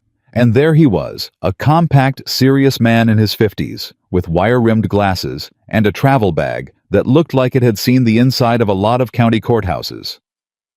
He introduced himself with a handshake that was brief and firm, and he looked at her the way she'd learned to appreciate being looked at, which was the way people look at someone they're assessing professionally, rather than personally. "Miss Whitfield," he said, "your letter was the most organized piece of correspondence I've received in 11 years of practice." "Mrs. Lawson," she said, "as of last week." Aldrich blinked once adjusted and moved on. He was that kind of man. "Congratulations," he said briskly. "Is your husband available?" Jack came from the barn, and they sat at the kitchen table, all three of them, and Clara laid out the documents in the order she'd prepared: the lien papers, the records copies, the assessor registry, Howell's license date, Garrett's letter, her written account of every incident from the fence, cuts to the barn fire, to Harker at the records office, to Pierce's visit to Mrs. Garrett. Everything in sequence, everything dated, everything cross-referenced. Aldrich read without speaking. He read the way she read thoroughly, not performing thoroughness, but actually doing it, going back to earlier pages when something on a later one required it. He spent 12 minutes on Garrett's letter alone. When he finished, he took off his glasses and set them on the table and looked at the documents spread in front of him and was quiet for a moment. "This assessor," he said. "Howell, Pierce's brother-in-law," Jack said. "We can't prove it through county records, but we have a witness who knew them both before Pierce came to the county." "Widow Haskell," Clara said. "She'll speak to you directly." Aldrich put his glasses back on. "The barn fire," he said. "No witnesses to the ignition." "No," Jack said. "But the fire marshal, Tomlin's man," Clara said. "He ruled it accidental." She paused. "But I spoke to the blacksmith in Millhaven who was up that night with a sick horse. He saw 2 riders on the road to our east barn at around midnight. He didn't come forward because—" She stopped. "Because of Pierce," Aldrich said. "Because of Pierce," she confirmed. "But he told me. And he'll tell you if you ask him directly, and he believes something will actually come of it." Aldrich looked at her steadily. "You've been busy, Mrs. Lawson." "I have been," she agreed. "How many people in Millhaven do you believe are willing to speak?" "6 that I've spoken to directly," she said. "Widow Haskell, the blacksmith. 2 ranchers who declined Pierce's offers, but watched what happened to the ones who didn't. The feed store owner, who Pierce pressured out of extending Jack credit, and the post office clerk who received specific instructions from Harker about flagging Jack's mail." She held Aldrich's gaze. That last one made the clerk uncomfortable enough that he remembered every detail. Aldrich was quiet for a moment. "The mail interference," he said. "That's federal." "Yes," she said. "I know." Jack looked at her. She hadn't told him about the post office clerk yet. There hadn't been a calm moment to do it in.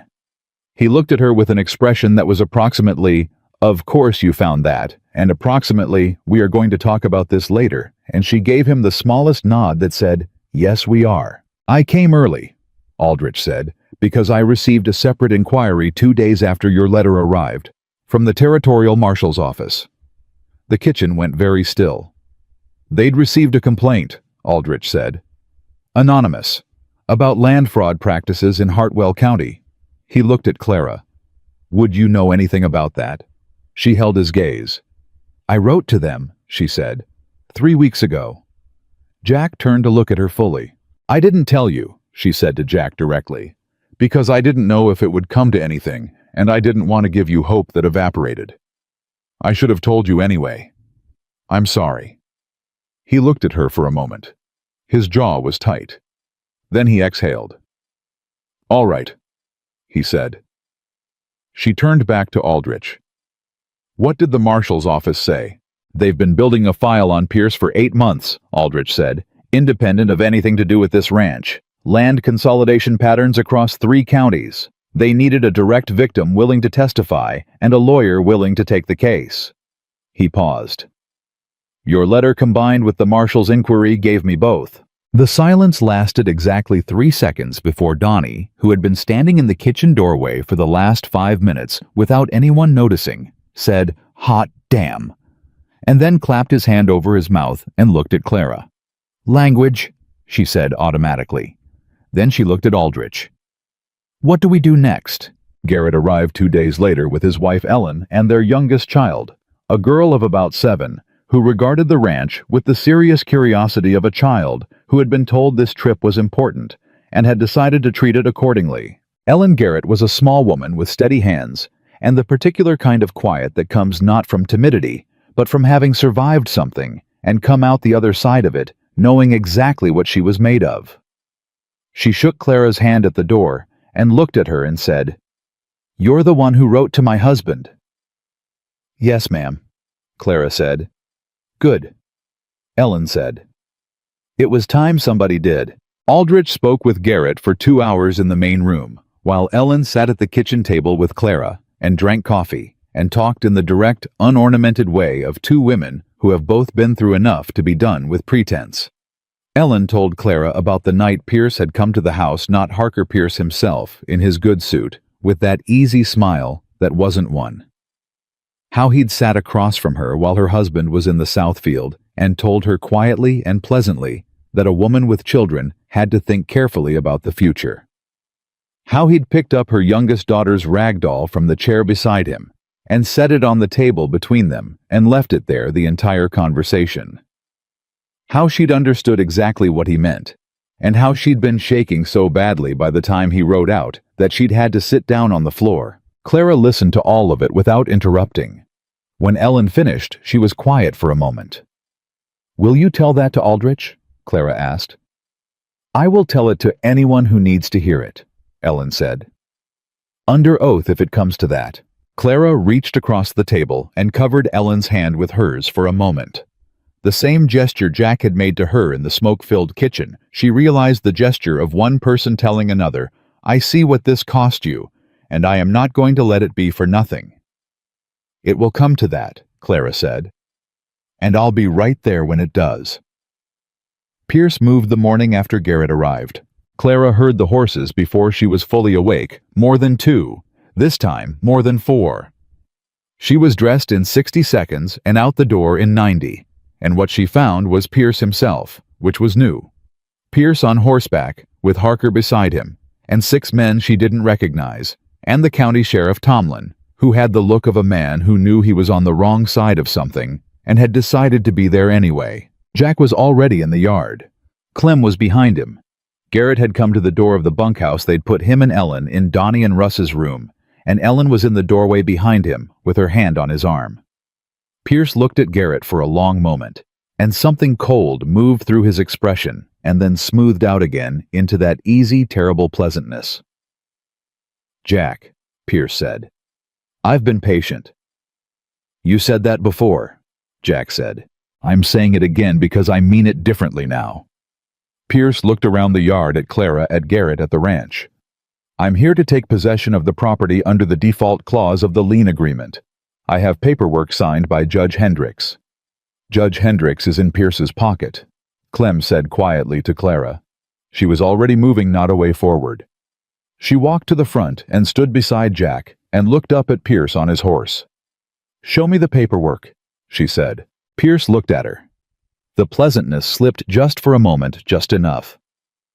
This is between me and Jack. Jack is my husband, she said. This property is half mine. Show me the paperwork. Tomlin produced the document. She took it and read it standing in the yard with Pierce's horse 2 feet from her and 6 men she didn't know watching, and she read every word the same way she'd read every other document in this fight thoroughly, without performance actually doing it. This cites Condition 4, she said. Deterioration of collateral property.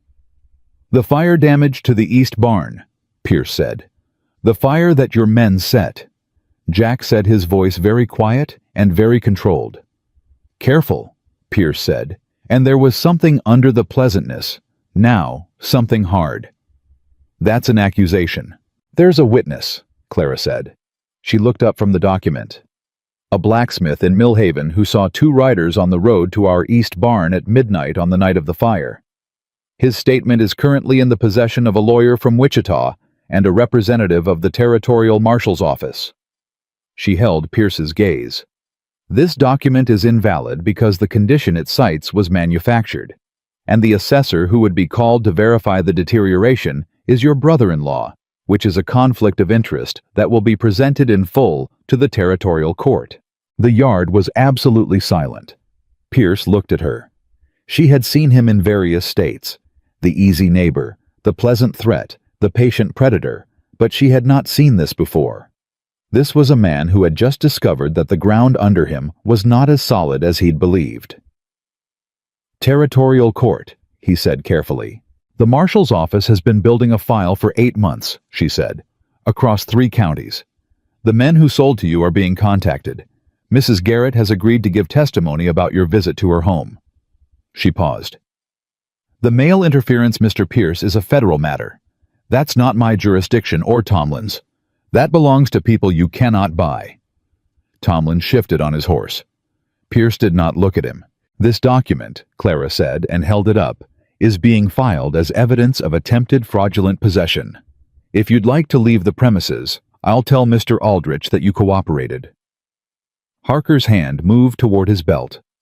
Jack moved at exactly the same moment 1 step forward between Clara and Harker, and his hand was steady, and his eyes were on Harker with the complete still attention of a man who will not move and knows it. Don't, Jack said. 1 word. Absolute. Harker stopped. The standoff lasted 10 seconds. They were the longest 10 seconds Clara had experienced since she'd stood in her father's kitchen and said, I'm leaving. Then Pierce pulled his horse around. This isn't finished, he said. No, Clara said. It isn't. Not until the territorial court says it is. Pierce rode out. His men followed. Tomlin went last, and as he passed Clara, he looked at her with the expression of a man who had just watched the wind change and was trying to work out if he could change with it. The gate closed behind them. Donnie made a sound that was approximately a whoop, caught Clara's eye, and converted it into a dignified cough. Russ sat down on the porch steps as if his legs had decided for him. Clem walked to the water pump and filled a cup and drank it with the focused deliberateness of a man restoring himself to equilibrium. Garrett walked across the yard and shook Jack's hand. Then he looked at Clara. When my wife and I sold, he said, I thought that was the end of it. I thought we'd just disappear and Pierce would go on and nobody would ever make it right. His voice was rough. Thank you for not letting that be true. She didn't have the right words for that, so she just nodded, and he seemed to understand. Ellen put her arm around her husband's waist and looked at Clara over his shoulder and said quietly, You're a remarkable woman. I'm a practical one, Clara said. Remarkable is something else. Ellen smiled a full, real smile, the first one Clara had seen from her. "That's exactly what makes you remarkable," she said. The territorial marshal arrived in Millhaven 6 days later. He was a tall, unhurried man named Weston, who wore his authority like a well-fitted coat, and who sat in Aldrich's borrowed office and went through every document Clara had assembled with the same methodical care she'd used to assemble them. He interviewed Garrett Ellen, widow Haskell, the blacksmith, the post office clerk, and 4 other witnesses that Clara had identified and Aldrich had prepared. He interviewed Clara last, alone without Jack, which she'd expected and was ready for. He asked her to describe every interaction she'd had with Pierce and his men, every document she'd found, every conversation she'd recorded. She described them in order clearly without dramatization with dates and specifics. He listened and made notes and asked precise follow-up questions, and at the end, he looked at her across the desk and said, "How long have you been in Hartwell County, Mrs. Lawson?" "Just under 3 months," she said. He looked at his notes. "You built this entire case in 3 months." "I had the documents," she said, "and the people. They were all waiting. They just needed someone to ask the right questions and take the answers seriously." Weston regarded her for a moment. "You should have been a lawyer," he said. "I've been told that," she said. He smiled, brief, precise. "Pierce will be formally charged within the month. Land fraud across 3 counties, mail interference, and we're looking seriously at the arson." He closed his notebook. "The lien on the Lawson property will be voided as an instrument of fraud pending the outcome. Your deed is clean." She sat with that for a moment. "The deed is clean." "The other families," she said. "Garrett Simmons Burke, the land they sold." Weston's expression was careful. "That's more complicated," he said. "The sales were recorded as voluntary. Recovering land that has changed hands is a different legal matter from the criminal charges." He paused. "It may be possible with the fraud finding to file civil suits for compensation. It's not guaranteed. But possible." "Possible," he confirmed. She nodded. It was not everything. It was not the clean, complete justice that the part of her trained on right and wrong wanted. But it was real, and it was more than Pierce had counted on, and it was a beginning. She walked out of Aldrich's office into the Millhaven street, and Jack was there leaning against the post outside waiting. He looked at her face. "Well," he said. "He's being charged," she said. "Lien is voided. Deed is ours clean." Jack was quiet for a moment. He looked at the street, at the ordinary afternoon business of a small Kansas town going about its life, and she watched something move through him. Not joy, exactly, not relief exactly, but the particular settling of a man who has been braced for impact for so long that when the impact doesn't come, he has to remember how to stand normally. Then he put his arm around her shoulders and pulled her against him and held her there on the street in plain sight of anyone in Millhaven who cared to look, and she let herself be held fully and without apology because she had stopped being apologetic about the space she occupied somewhere between Delwood and here. "The deed is ours," he said quietly. "Not a question." "Ours," she confirmed. "Both names. I checked with Aldrich before Weston arrived." She felt him laugh, that short, rough, real laugh she'd come to love, the one that still sounded like something warming up after a long cold. "You checked with the lawyer before the marshal even finished the interview," he said. "I'm a practical woman," she said. "You are," he said. "God, you are." The ride back to the ranch was easy and unhurried, the two of them on the road in the late afternoon heat. And Clara thought about Delwood, not with grief, not with the particular ache of someone looking back at a wound, but with the clear, settled distance of someone who has moved far enough forward that the past is simply the past. Harold at his register. Constance with her cold eyes. Marin and her borrowed rouge. The narrow room. The flower-covered dress. The $3.40 in a tin box under a floorboard. The newspaper clipping folded in an apron pocket. Capable, honest, hard-working. She had been all 3 before she walked into this county. But she had not known until this county what those things could build when they were actually given room. Pierce was arrested 17 days later.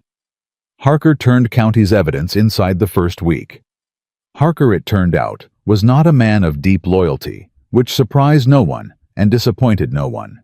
The arson charge was added to the fraud and the mail interference, and Howell's assessor license was revoked by the state, and Judge Hendricks resigned before the formal inquiry into his conduct could go further, which was its own kind of confession.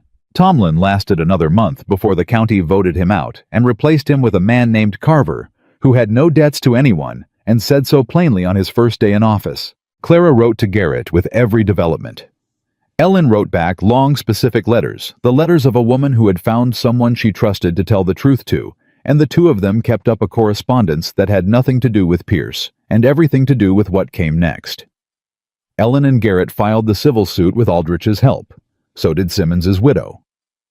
Burke, who had moved to New Mexico, came back to file his. The cases moved slowly the way civil cases did, but they moved. Widow Haskell put a notice in the Millhaven paper about what had happened. She didn't need to ask anyone's permission because it was her paper. She'd bought it off a man who'd tried to sell her a half share, and she'd told him she wanted all of it or nothing. The notice was precise and factual, and it named names, and it was the talk of Hartwell County for 3 weeks. Clara read it at the kitchen table and felt for the first time in the long arc of this fight something that was simply and cleanly satisfaction. She still made the bread before dawn. She still kept the accounts, which were now genuinely healthy for the first time since the prices had dropped. They'd paid off the lien with the voiding, plus the cattle proceeds, and Jack had negotiated a second Wichita sale that had put them on solid ground. She still rode the fence line and managed the household and did half the work that some people thought was too much for a woman her size. In the summer heat, and she did it without apology and without explanation, because she had never needed to explain her own competence to herself. But the ranch was different now. She felt it in the way Clem moved through it, with the ease of someone who has stopped waiting for the next blow. She felt it in Donnie's ridiculous cheerfulness and Russ's slightly less silent silence. She felt it in the kitchen garden that she'd started in the south corner of the house on her hands and knees in the heat the way Jack's wife had once planted hers. Jack had stood in this doorway the first morning she'd started it, and watched her without speaking for a long time. "You don't have to do that," he'd said finally. "I know I don't have to," she said. "I want to." He'd come out and crouched beside her, and they'd worked the ground together without talking much, the good kind of quiet between two people who have run out of things to prove to each other. He found her one evening in late summer, sitting on the porch with Garrett's latest letter and a cup of coffee she'd let go cold. He sat beside her, and she handed him the letter without comment, and he read it and handed it back. "They got a partial settlement," he said. "Enough to lease back 40 acres north of town," she said. "It's not what they had, but it's something." "It's something," he agreed. They sat in the quiet for a while. Inside, she could hear Clem and Donnie arguing about something with the warm, frictionless ease of people who liked each other. And somewhere on the south pasture, the cattle moved in the last light, and the Kansas summer laid its heavy hand on everything, and the world went on. "You know what I've been thinking about," Jack said. "Tell me." "You," he said. "Sitting in your father's store, reading that newspaper clipping behind the grain barrels." He looked at her. "What would have happened if you hadn't sent the letter?" She thought about it honestly. "I'd have found another way out eventually," she said. "I was always going to leave. The posting just—" She paused. "It gave me a direction."